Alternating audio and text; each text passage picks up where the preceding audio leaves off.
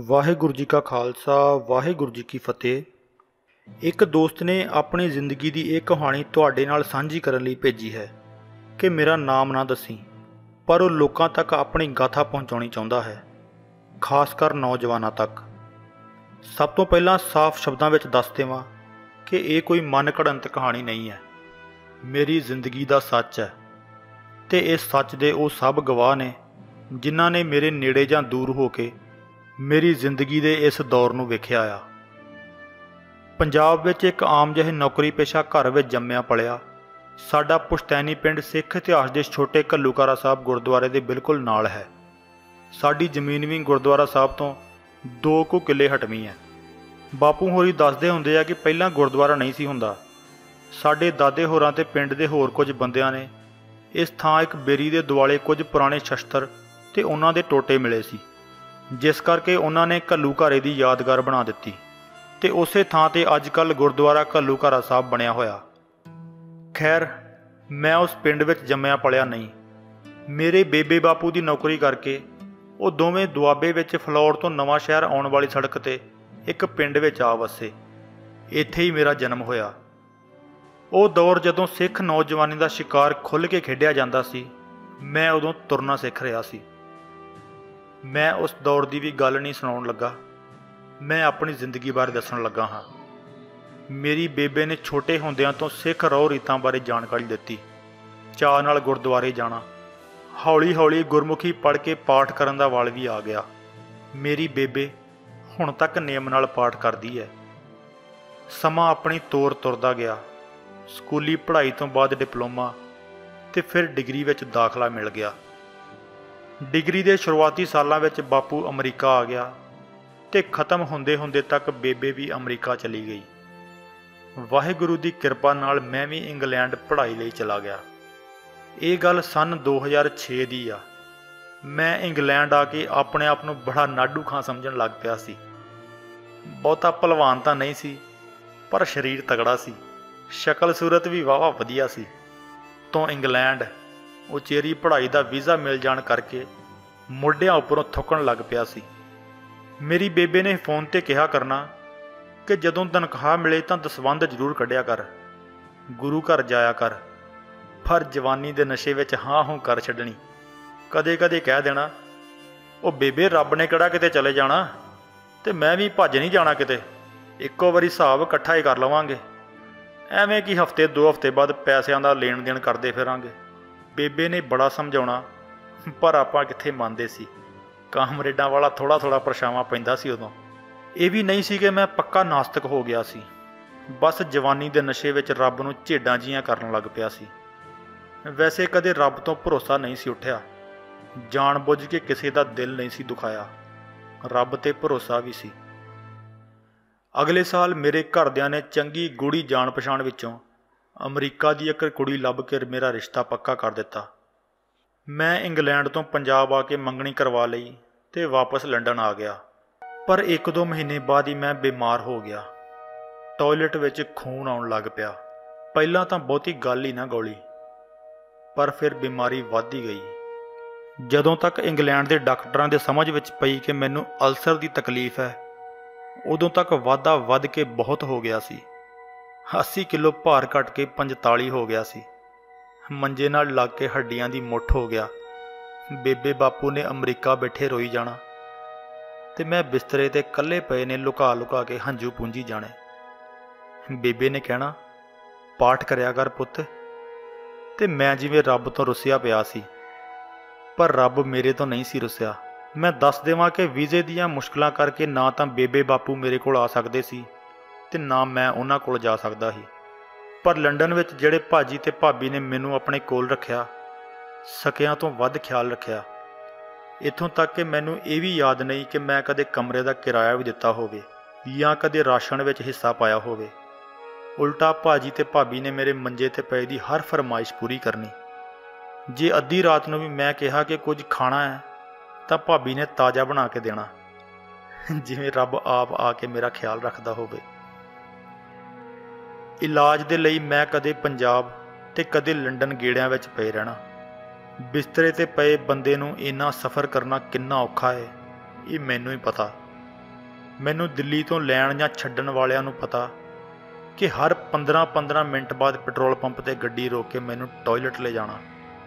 ਹਰ 15-15 minute ਬਾਅਦ toilet ਜਾਣਾ ਤੇ ਟਾਇਲਟ ਵਿੱਚ ਸਿਰਫ ਖੂਨ ਹੀ ਖੂਨ ਹੋਣਾ, ਕੋਈ ਦਵਾਈ ਅਸਰ ਨਾ ਕਰਨੀ।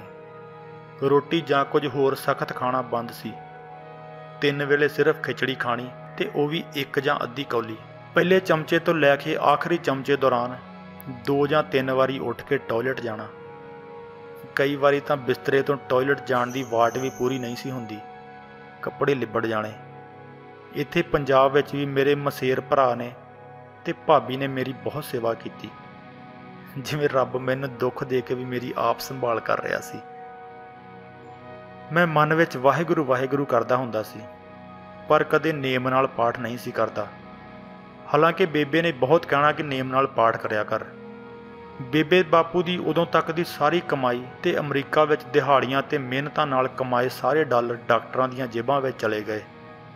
ਸ਼ਾਇਦ ਰੱਬ ਹਿਸਾਬ ਕਰ ਰਿਹਾ ਸੀ ਤੇ ਮੈਂ ਵਿਆਜ ਸਮੇਤ ਮੋੜ ਰਿਹਾ ਸੀ।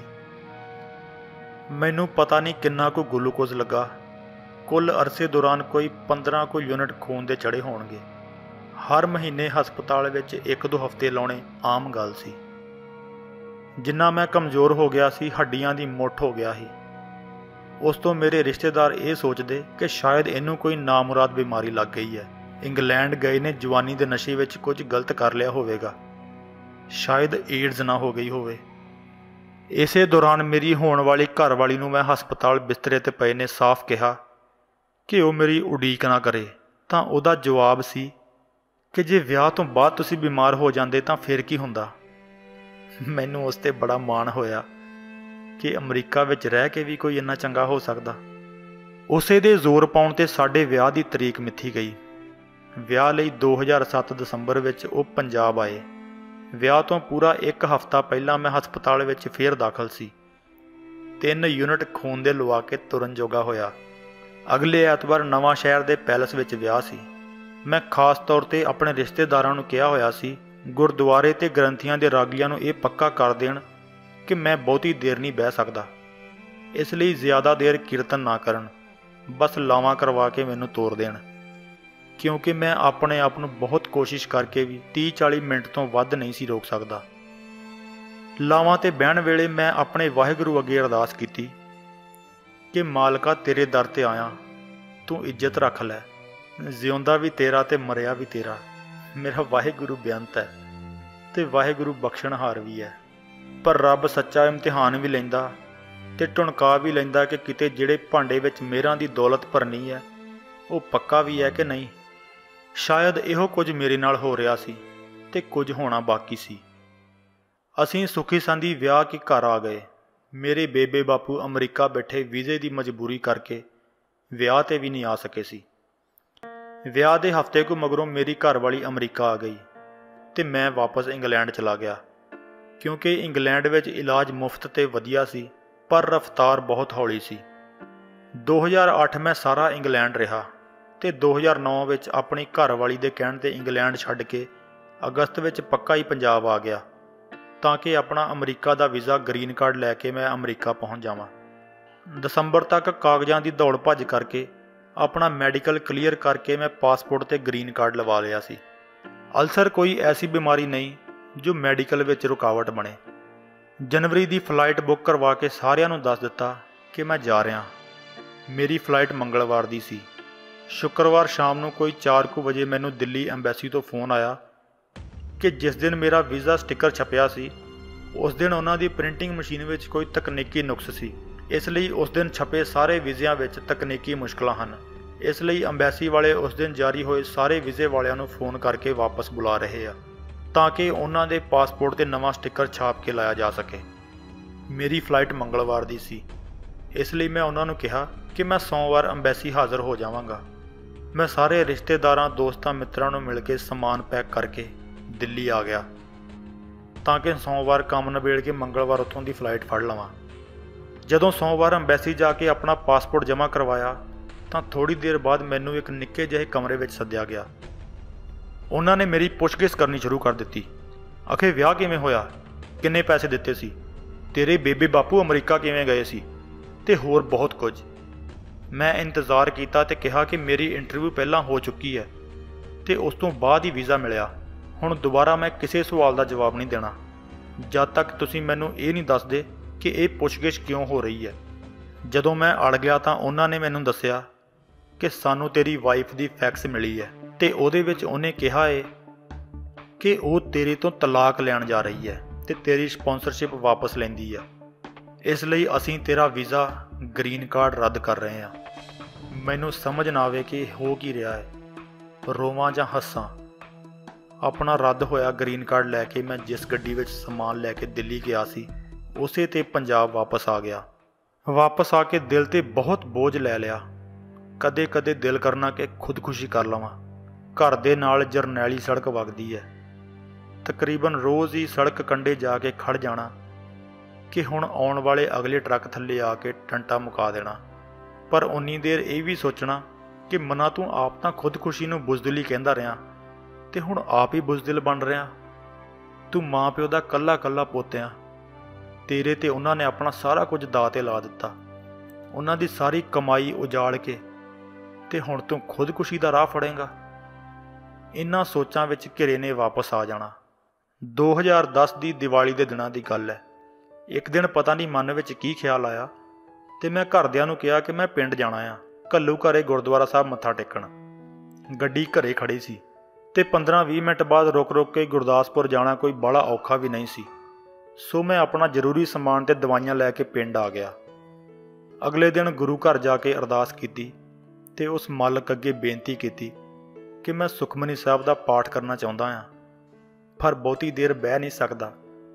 ਇੱਕ ਤਾਂ ਟਾਇਲਟ ਦਾ ਜ਼ੋਰ ਪੈਣ ਲੱਗ ਜਾਂਦਾ ਹੈ ਤੇ ਨਾਲ ਦੀ ਨਾਲ ਢਿੱਡ ਪੀੜ ਹੋਣ ਲੱਗ ਜਾਂਦੀ ਹੈ। ਸੋ ਮੇਰੇ ਵਾਹਿਗੁਰੂ, ਤੂੰ ਹੀ ਸਹਾਈ ਹੋ ਕੇ ਮੇਰੀ ਬਾਂਹ ਫੜ। ਮੈਂ ਜਦੋਂ ਬੇਬੇ ਨਾਲ ਸਲਾਹ ਕੀਤੀ ਸੀ ਤਾਂ ਬੇਬੇ ਕਹਿੰਦੀ ਕਿ ਪੁੱਤ ਮਨ ਵਿੱਚ ਇਹ ਨਾ ਸੋਚੀ ਕਿ ਤੂੰ ਪਾਠ ਕਰਨਾ ਹੈ, ਸਗੋਂ ਇਹ ਅਰਦਾਸ ਕਰੀ ਕਿ ਸੱਚੇ ਪਾਤਸ਼ਾਹ ਮੇਰੇ ਤੇ ਮਿਹਰ ਕਰੋ ਤੇ ਮੇਰੇ ਕੋਲੋਂ ਪਾਠ ਦੀ ਸੇਵਾ ਲਓ। ਵਾਹਿਗੁਰੂ ਨੇ ਮੇਰੇ ਤੇ ਮਿਹਰ ਕੀਤੀ ਤੇ ਰੋਜ਼ ਗੁਰੂ ਘਰ ਜਾ ਕੇ ਅਰਦਾਸ ਕਰਕੇ ਚੌਂਕੜਾ ਮਾਰਨ ਤੇ ਸੁਖਮਨੀ ਸਾਹਿਬ ਪੜ੍ਹਨ ਜਿੰਨੀ ਤਾਕਤ ਕਿਤੋਂ ਨਾ ਕਿਤੋਂ ਇਕੱਠੀ ਹੋ ਹੀ ਜਾਣੀ। ਹੌਲੀ ਹੌਲੀ ਬਾਣੀ ਪੜ੍ਹਨ ਨਾਲ ਮਨ ਨੂੰ ਵੀ ਧਰਵਾਸ ਆਉਣਾ ਸ਼ੁਰੂ ਹੋਇਆ। ਉਸ ਅਕਾਲ ਪੁਰਖ ਪ੍ਰਤੀ ਜਿਹੜੇ ਗਿਲੇ ਸ਼ਿਕਵੇ ਮਨ ਵਿੱਚ ਹੋਏ ਸਨ ਉਹ ਵੀ ਦੂਰ ਹੋ ਗਏ ਤੇ ਮੈਨੂੰ ਉਹ ਦਵਾਈ ਜਿਹੜੀ ਮੈਂ ਕਈ ਸਾਲਾਂ ਤੋਂ ਖਾ ਰਿਹਾ ਸੀ ਥੋੜਾ ਥੋੜਾ ਅਸਰ ਕਰਨ ਲੱਗ ਪਈ ਸੀ।